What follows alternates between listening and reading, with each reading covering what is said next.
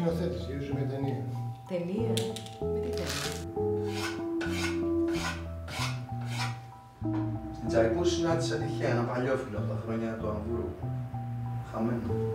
Γυρνάγαμε παλιά μαζί και μιλάγαμε τη σκηνά μας. Λεφτά ποτέ. Σου ξέκανένα. Μα πάντα μια καταπληκτική ιδέα για το πώς θα τη βγάλουμε. Γοητευτικός άνθρωπος. Δεν μπορούσε να το αντισταθείς. Σ' είχε πείσει πριν το στόμα του ανοίξει.